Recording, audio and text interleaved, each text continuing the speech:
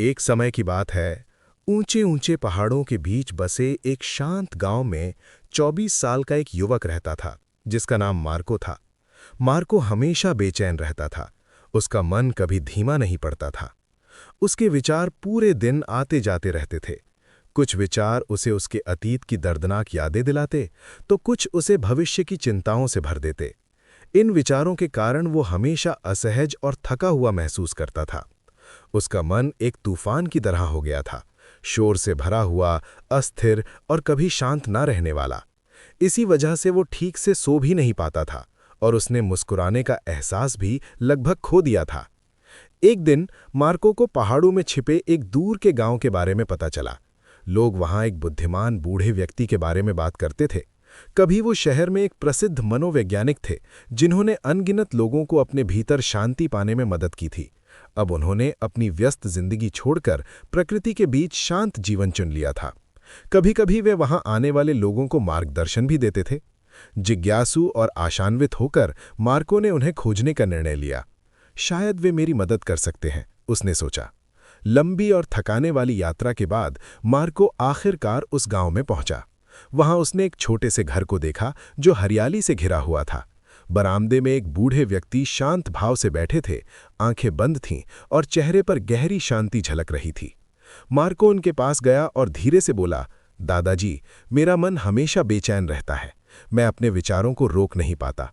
मुझे बस शांति चाहिए। क्या आप मेरी मदद कर सकते हैं? बूढ़े व्यक्ति ने धीरे से आंखें खोलीं और हल्की मुस्कान दी। तो तुम शांति की तलाश में आए हो, उन्होंने कहा। मेरे साथ आओ, मैं तुम्हें एक छोटा सा कार्य देता हूं। वे उसे आंगन में ले गए और एक गिलास को बिल्कुल किनारे तक पानी से भर दिया। गिलास इतना भरा हुआ था कि जरा सी भी हलचल से पानी गिर सकता था। उन्होंने वो गिलास मार्को को देते हुए कहा, इसे गांव के एक छोर तक लेकर जाओ और वापस आओ, लेकिन ध्यान रखना, एक भी बूंद नहीं गिरनी चाहिए। मार्को थोड़ा चकित हुआ, लेकिन उसने ये काम स्वीकार कर लिया। वो सावधानी से गिलास पकड़कर चल पड़ा। रास्ता संकरा और व्यस्त था। लोग आते जाते थे, दुकानदार आवाजें लगाते थे और कुत्ते भौंकते थे, लेकिन मार्को ने किसी की ओर नहीं देखा। उसकी आंखें केवल उस गिलास पर टिकी थीं। वो धीरे धीरे, कदम दर कदम, पूरी सावधानी से चलता रहा, सिर्फ पानी को स्थिर रखने पर ध्यान केंद्रित करते हुए।